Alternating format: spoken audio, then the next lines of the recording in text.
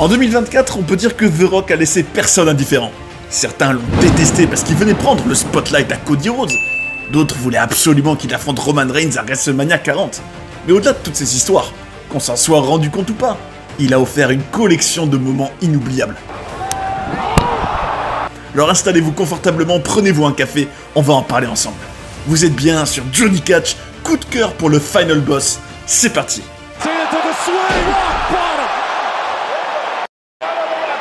Évidemment, avant toute chose, c'est important de comprendre d'où vient le Final Boss. D'où est né ce personnage, les coulisses de l'apparition de ce nouveau personnage sacrément important, et c'est sûr que c'est quand même un peu teinté de controverse tout ça. Ça fait grincer des dents certains fans de catch, mais je précise avant toute chose que notre perspective aujourd'hui, c'est celle de fans.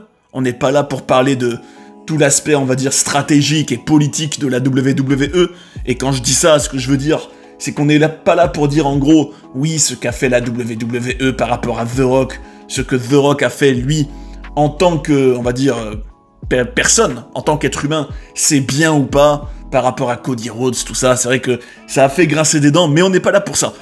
Pourquoi on est là aujourd'hui? Pour voir à quel point, vous l'aurez compris, moi c'est un coup de cœur, ce personnage en soi du Final Boss a été génial, pendant la route vers WrestleMania 40. Déjà, d'où vient ce personnage? Il faut déjà bien comprendre de quoi on parle. Avant toute chose, et c'est de là que vient la polémique, on le sait d'ailleurs, j'en ai parlé en détail, si vous voulez vraiment évoquer cet aspect-là, je peux que vous recommander vivement ma série sur Cody Rhodes, qui incluait la route vers WrestleMania 40.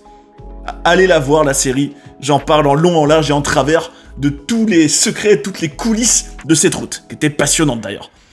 Mais purement, le Final Boss, comment il est né? Alors, on s'en rappelle, à la base, The Rock entre au conseil d'administration de TKO, qui est la grande compagnie au-dessus de la WWE, début 2024, et donc obtient un poste, et on va dire une position, une responsabilité très importante à la WWE, et en gros, on partait...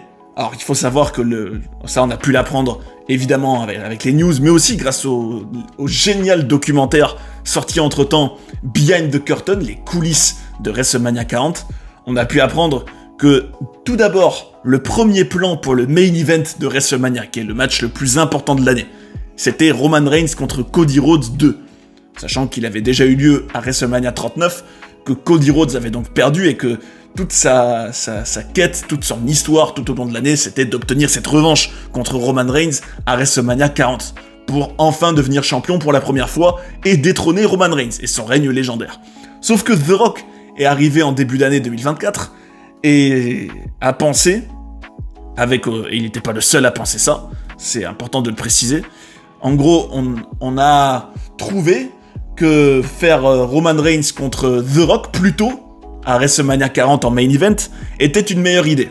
En termes de business, en termes on va dire, d'exposition médiatique, il y avait les arguments pour, et c'est pour ça que The Rock s'est, on va dire, incrusté, oui on peut le dire, de toute façon on peut aussi s'incruster avec l'accord d'autres personnes, hein, mais bon, le fait est qu'il s'est incrusté au milieu de tout ça, et qu'il a, en gros, qu'on était parti plutôt pour faire The Rock contre Roman Reigns. Mais ça a provoqué beaucoup de réactions, beaucoup de colère de la part des fans, en particulier les fans de Cody Rhodes qui considéraient que ce main event contre Roman Reigns revenait à Cody Rhodes et pas à The Rock.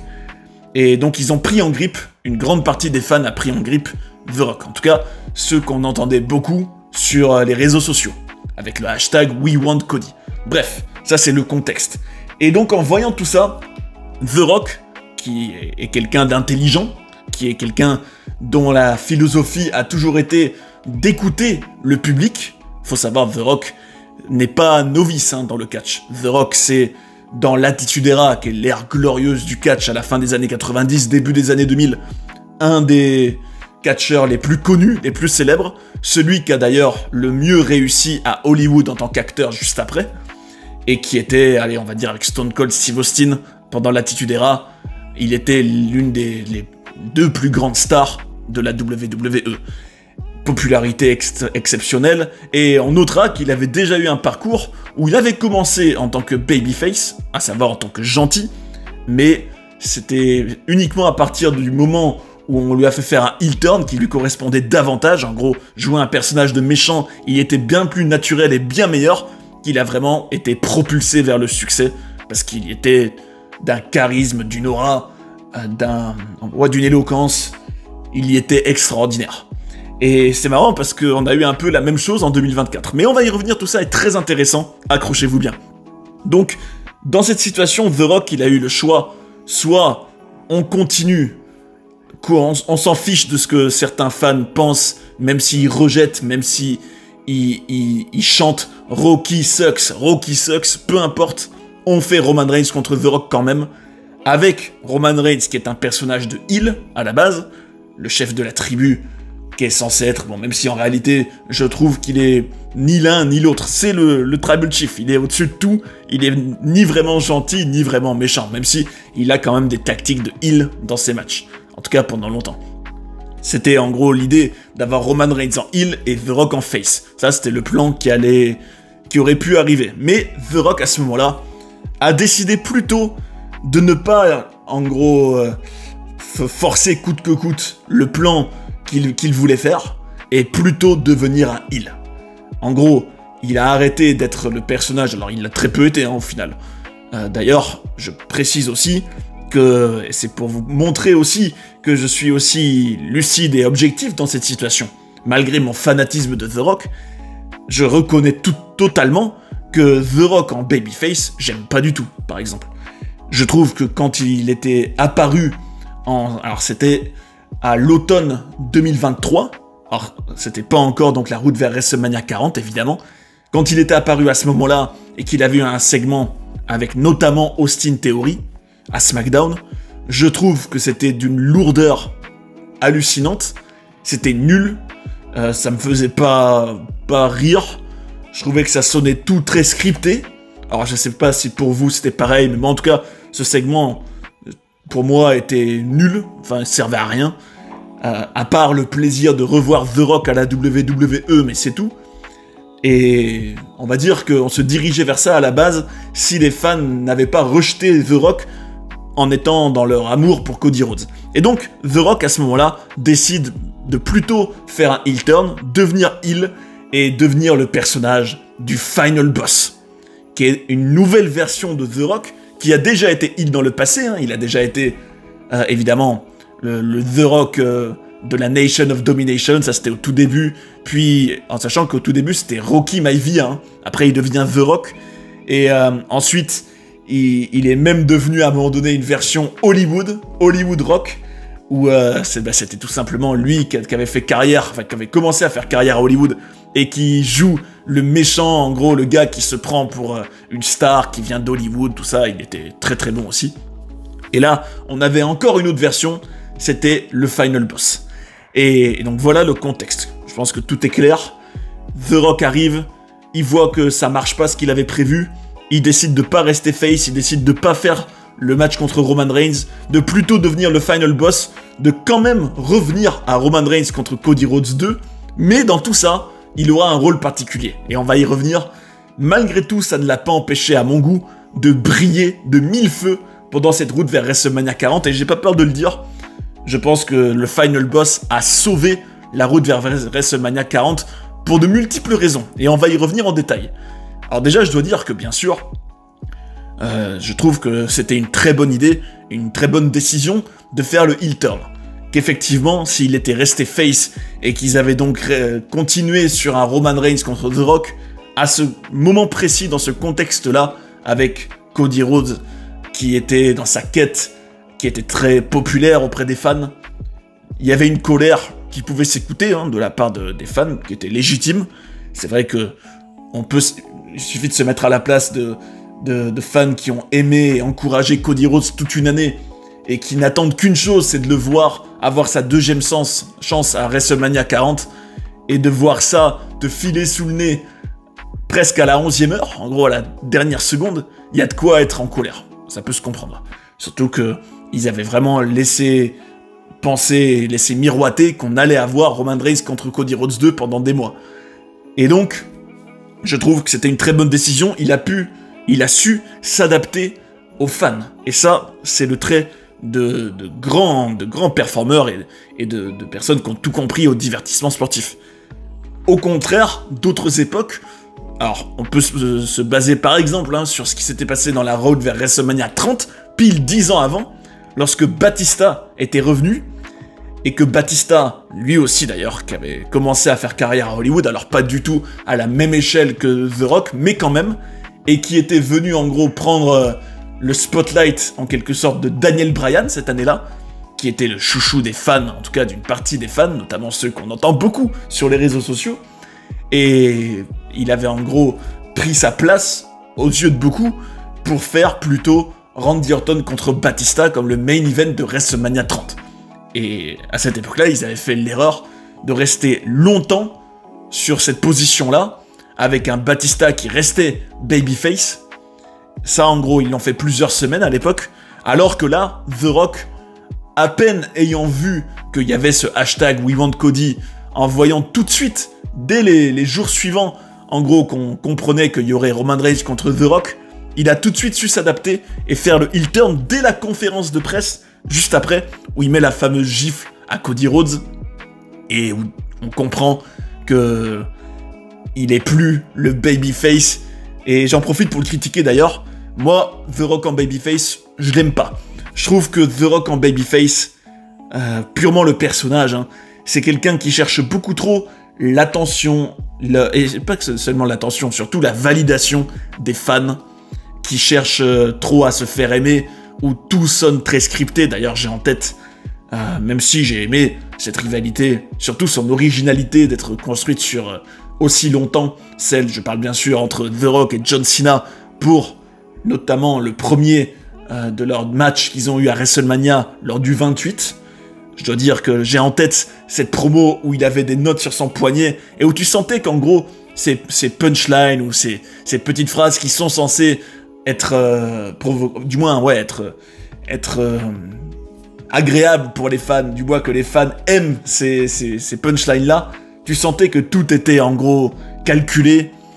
En fait, je pourrais pas mieux résumer ce The Rock babyface en disant que c'est quelqu'un de très, on va dire, calculateur, qui fait très attention à se faire aimer, à son image, aussi parce qu'il est acteur à Hollywood, et qui voudrait surtout pas avoir une mauvaise presse, et une réputation négative auprès de certains, parce que, on le sait, pour les célébrités, et encore plus des acteurs à Hollywood, pour plein de raisons, c'est important qu'ils restent populaires auprès du grand public, et ce The Rock là, moi je l'aime pas.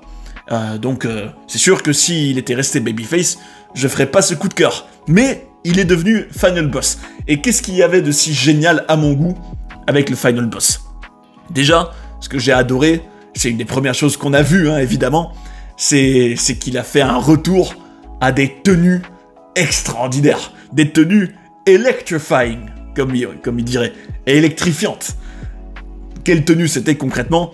Il nous a ressorti ce qu'il avait plus fait depuis l'Attitude Era, quand même. Des chemises Versace, des looks géniaux. Alors, ça a pu être chemise à manches longues, mais aussi sans manches du tout. Et c'était aussi superbe, des tenues, les lunettes de soleil, bien sûr.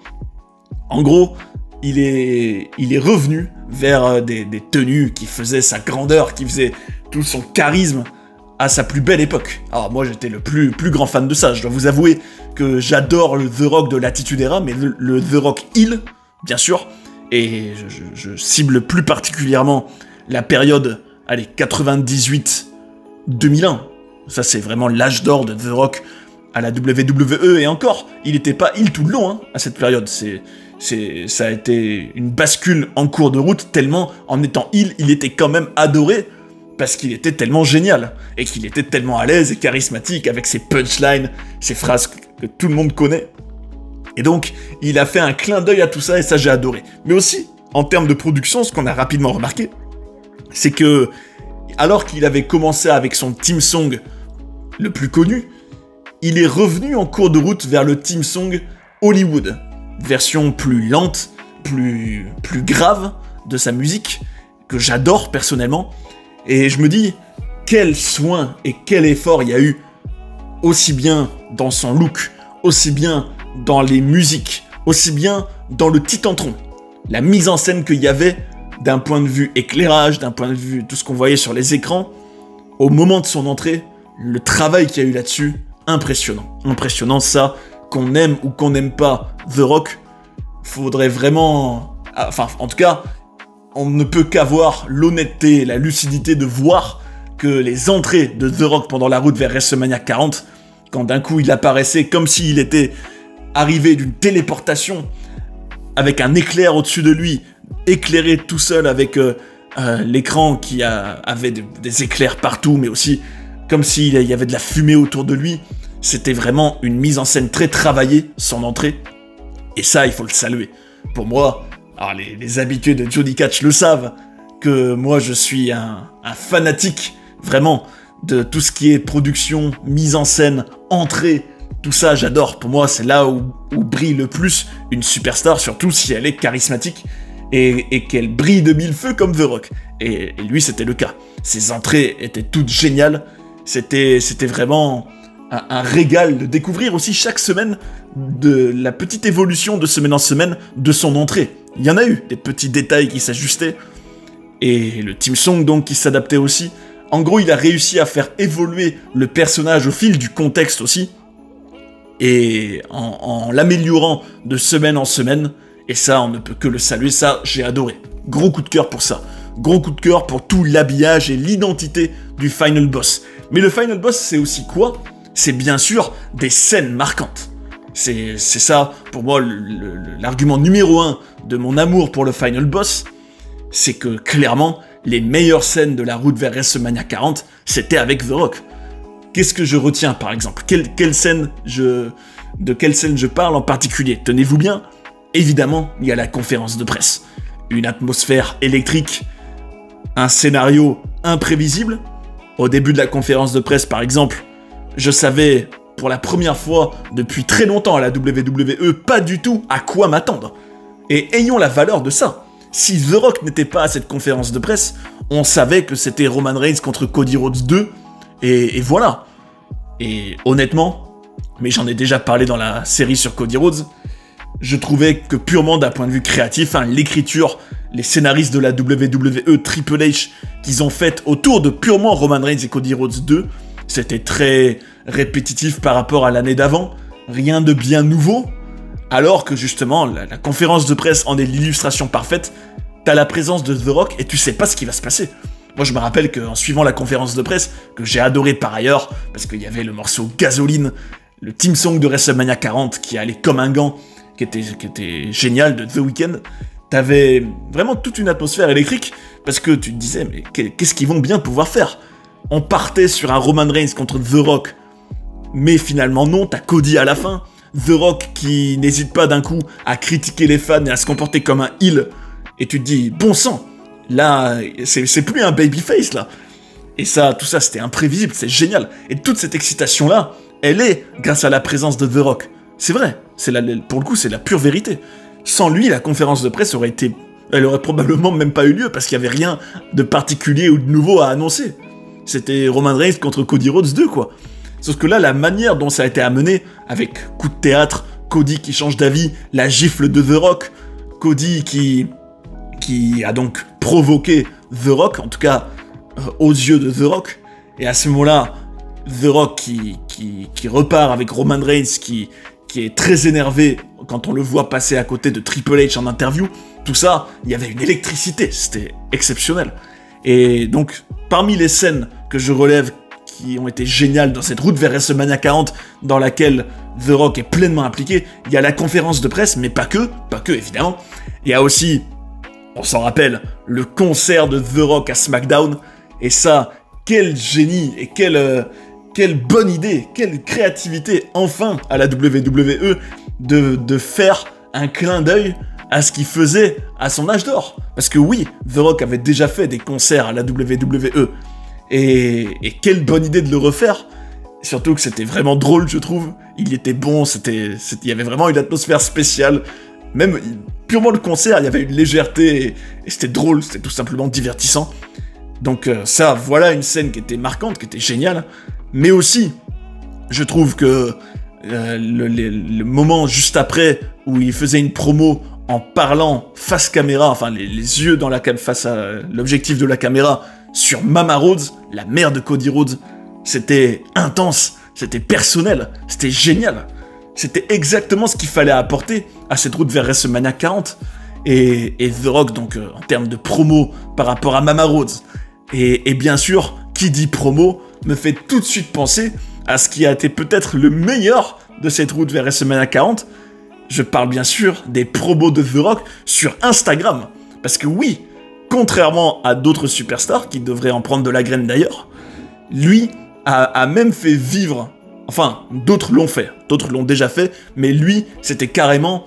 Je pose le téléphone, je pense que quelqu'un le filmait plutôt, et pendant une dizaine de minutes, il faisait une promo de catch, mais à un décor par exemple. Il y avait une scène où il avait un chapeau de cow-boy, où il était dans une sorte d'arène de rodéo, parce qu'à ce moment-là, donc ça s'y prêtait on va dire, mais il y avait aussi eu dans la salle de musculation, et aussi eu à un moment donné, alors, un endroit un peu random, où ça c'était la toute première, je me rappelle, où il expliquait tout le contexte, toute l'histoire autour de la situation. Et voilà aussi un autre élément que j'ai adoré avec The Rock, c'est que The Rock a conscience qu'il y a des gens qui regardaient, qui connaissaient pas le catch, qui comprenaient pas les références, qui comprenaient pas en gros pourquoi tel truc était excitant ou bien. Et ça, les plus attentifs auront remarqué que à chaque fois que The Rock a pris la parole dans cette route vers WrestleMania 40, il expliquait toujours le contexte dans lequel il disait ce qu'il disait, il expliquait tous les enjeux, il expliquait parfois aussi avec des mots compréhensibles de tous, et ça c'est méga important je trouve. J'ai souvent reproché au catch, du moins à la WWE moderne, de trop être enfermé dans une bulle où si tu suis pas tous les shows depuis des années, si tu regardes pas tous les NXT, si tu regardes pas tous les weeklies, t'es largué. Alors que lui, non, il expliquait bien, et c'était important, très important de faire ça. Bref, les promos qu'il faisait sur Instagram étaient géniales, surtout, elles étaient politiquement incorrectes. Bon, ça a aussi fait jaser certains de ses collègues, parce que The Rock prenait des libertés qu'on ne donnait pas aux autres. Bon, même si Cody Rhodes avait finalement eu droit à un peu plus de liberté dans une promo qu'il a faite à Raw, quand même, faut le reconnaître. Mais c'est vrai que bon, le fait que The Rock puisse être lui-même, puisse être en roue libre, sans limite, ça aidait à ce qu'on croit en lui, à ce qu'il soit aussi à fond dans son personnage. C'est vrai, quand tu le voyais d'un coup lâcher des mots vulgaires ou des mots politiquement incorrects, ça changeait de fou. C'était rafraîchissant. Ça faisait des années qu'on n'avait pas vu ça. Même, on l'a même peut-être pas vu tout court, parce que même pendant l'Attitude Era, il n'y avait pas, au niveau du langage, hein, enfin, il y avait quand même de la vulgarité, mais certaines choses que The Rock a dites, ça allait pas si loin, hein. Et donc, je me dis, quel vent de fraîcheur, et quelle liberté, et qu'est-ce que c'était cool d'avoir quelque chose de totalement imprévisible, y compris dans ce qu'il allait dire. Tu te disais, même quand il avait fait des promos à SmackDown, et pas que, il a aussi été à Raw, tu savais pas du tout ce qu'il allait dire, c'était génial. Enfin bref, vous l'aurez compris, ces promos étaient géniales, la conf de presse était géniale, le concert était génial, le fait qu'il n'ait pas de limite, le fait qu'il soit complètement imprévisible, et puis évidemment, ça reste The Rock. The Rock, c'est une présence, c'est une aura, c'est un charisme, et d'ailleurs, j'irais même jusqu'à dire, et ça vous montre à quel point je suis quand même objectif dans cette situation, c'est que moi, vous connaissez, les habitués de la chaîne le savent, j'adore Roman Reigns. Plein de fois, j'ai débriefé et donné mon avis sur ses matchs, sur son règne, le booking de son règne. Tout ça, en gros, on en a parlé beaucoup sur la chaîne, et allez-y, si vous êtes un fan de Roman Reigns, vous avez tout ce qu'il faut sur la chaîne. J'irai même jusqu'à dire que The Rock enterrait complètement Roman Reigns dans presque tous les domaines, dans cette route vers WrestleMania 40. Et je le dis en tant que fan de Roman Reigns, hein. C'est vrai, quand tu les voyais côte à côte, tu voyais en gros un The Rock qui était large, qui était massif, qui était grand, musclé, investi à fond, intense, qui avait la chair de poule, d'ailleurs, il le montrait, qui était vraiment, mais totalement habité par la storyline et par la situation. Alors que tu voyais un Roman Reigns qui venait... Bon, même si il y avait des moments où il était quand même intense, heureusement, où on revoyait un grand Roman Reigns. Mais dans l'ensemble, c'était quand même un peu inégal, je trouve, Roman. Purement la route, hein. Je parle pas de WrestleMania 40, le show en lui-même, où j'avais trouvé Roman Reigns super. Mais purement le build-up, je trouvais dans l'ensemble que The Rock était clairement au-dessus de Roman. Et plus impressionnant, à un autre niveau que tous les autres. Et ça, faut quand même le reconnaître, c'est aussi ce qui faisait pour moi la grande force de The Rock, c'est que c'est clair qu'en termes de charisme, d'intensité, ses promos, il était à un autre niveau en tant que final boss que tous les autres. Et il a aussi été à un autre niveau dans une scène en particulier qui, pour moi, j'ai pas peur de le dire, c'est la meilleure scène que j'ai vue à la WWE, franchement, depuis plus de 10 ans. Hein, depuis plus de 10 ans. Alors rien que pour cette scène-là, j'ai envie de dire, j'aime le final boss parce que ça faisait quoi? Ça faisait probablement depuis très très très longtemps, en gros, que... étant habitué à ce que la WWE ne soit plus imprévisible ou soit de moins en moins excitante, avoir d'un coup une scène qui est la meilleure depuis des années, c'est une bénédiction. Et je parle bien sûr de la scène du parking. En gros, on était à la fin d'un Raw où, en plus, et encore un truc qui mérite d'être souligné pour le final boss dans ce coup de cœur pour lui, c'est qu'il avait fait une apparition surprise à un Monday Night Raw. Alors que les autres apparitions étaient prévues, on savait qu'il allait avoir son segment à SmackDown, dans le dernier Raw avant WrestleMania aussi, mais celui-ci, qui était à Chicago en plus, on savait pas. Il est apparu par surprise au début, dans une entrée que je trouve extraordinaire en termes d'aura. On aurait dit vraiment qu'il arrivait d'un portail spatio-temporel, d'un coup, il apparaissait, et il venait chuchoter quelque chose à l'oreille de Cody Rhodes. Alors au final, on apprendra que c'était « I'm gonna make you bleed », en gros je vais te faire saigner. Et plus tard dans le show, enfin à la toute fin, dernière scène du show, Cody Rhodes se fait attaquer. Alors c'était un peu le chaos général, mais The Rock est toujours là et attaque Cody Rhodes. Et là, on a une scène qui est hallucinante, où tu le vois l'attraper, le traîner, l'emmener sur un parking tout en le frappant avec une poubelle, en le jetant contre des murs. Il l'emmène sur le parking, dehors, et là, il y a la pluie, il y a la nuit, il y a le car de Cody Rhodes, mais aussi un camion de production de la WWE, où on voyait les visages de John Cena et Stone Cold Steve Austin, ce qui n'était pas un hasard finalement. On se demandait sur le moment si c'était un hasard, mais WrestleMania 40 a montré que non, puisqu'on sait que malheureusement c'est l'Undertaker qui était intervenu et John Cena est intervenu, mais qu'en principe ça devait être Stone Cold, mais que ça s'est pas fait, malheureusement, j'aurais préféré. Et donc, t'avais toute une mise en scène avec ce petit easter egg en vue de WrestleMania 40, le car de Cody Rhodes, sur lequel il y a d'ailleurs l'image du chien féroce de Cody Rhodes. Et on est donc dans une scène qui est digne du cinéma. C'était extraordinaire. T'avais la pluie, t'avais le décor épique, t'avais la nuit. Il y avait vraiment un côté purement cinématographique. C'était extraordinaire. Et on avait donc The Rock qui l'attaquait et surtout, il le faisait saigner. Et n'oublions pas qu'à la WWE, le sang est rarissime depuis des années. C'était même un truc tabou. En gros, dès qu'un catcheur saignait, il fallait tout de suite l'enlever du champ de la caméra, le faire soigner tout de suite, le faire recoudre éventuellement, ou les agrafes, faire en sorte en gros qu'on ne voit pas de sang dans un produit très PJ. On sait bien que ça c'est le cas, c'était le cas en tout cas pendant des années, la WWE plus familiale, et là d'un coup t'avais une scène où t'avais du sang explicite, Cody Rhodes en sang, en gros, à cause de l'attaque de The Rock qui prend son sang, qui le met sur sa ceinture Mama Rhodes, qui était encore un détail génial, qui était d'une intensité énorme, avec en plus la pluie, en tenant Cody Rhodes par la tête, en lui hurlant dessus, en parlant à Mama Rhodes.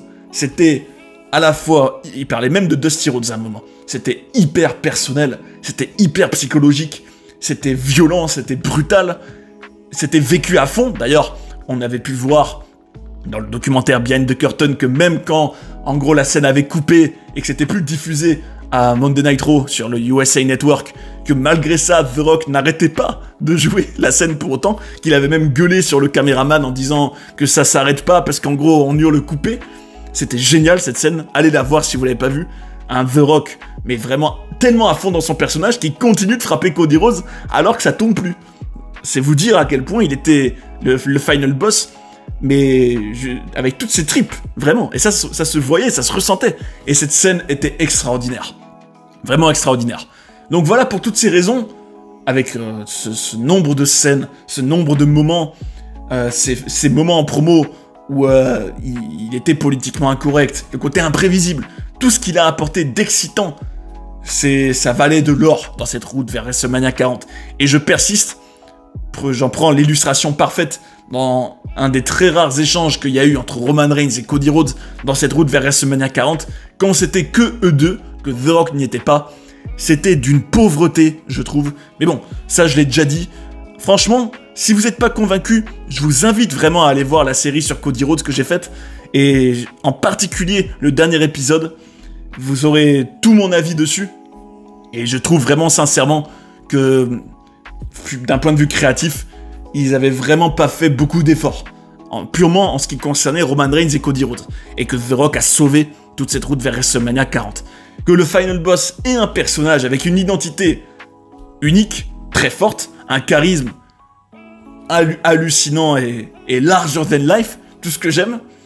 Et pour toutes ces raisons, je dis, dépassons les petites guéguerres entre fans de catch qu'il peut parfois y avoir, entre oui, non, moi, je veux ce match-là, donc je rejette ce catcheur-là, je veux ce plan-là. N'ayons pas une perspective de fans qui connaissent toutes les coulisses de catch et qui veulent plutôt ce projet-là, cette carte-là, cette rivalité-là. Non, apprécions simplement, en tant que téléspectateur, quand un personnage fort est là et nous divertit vraiment de tout son cœur, hein.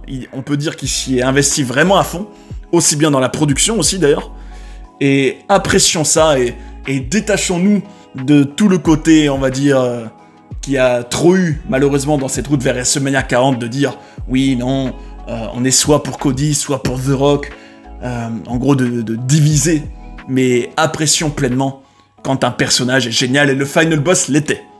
Donc pour toutes ces raisons, sans même me projeter sur quel sera l'avenir avec le Final Boss, qu'on finira bien par revoir, on verra quand est-ce qu'on le revoit, ça pourrait être plus tôt qu'on ne l'imagine, ou alors peut-être que ce sera pas avant WrestleMania 41, possible, on verra bien. En tout cas, vous l'aurez compris, j'aime le Final Boss pour toutes ces raisons, et j'espère que cette vidéo a permis à ceux d'entre vous qui peut-être n'étaient pas vraiment emballés par le Final Boss et son personnage, donc pendant cette route vers WrestleMania 40, de l'apprécier un peu plus. En tout cas, ça me ferait très plaisir. D'ailleurs, si vous voulez découvrir nos documentaires sur des personnages fascinants comme Viscera ou Umaga, cette playlist devrait vous intéresser. Et sinon, cliquez ici pour apprendre plein d'autres coulisses et controverses de la WWE. J'espère que vous avez passé un bon moment devant cette vidéo et je vous invite à rester sur Johnny Catch pour en voir d'autres. A tout de suite. And that's the bottom line, 'cause Stone Cold said so. What?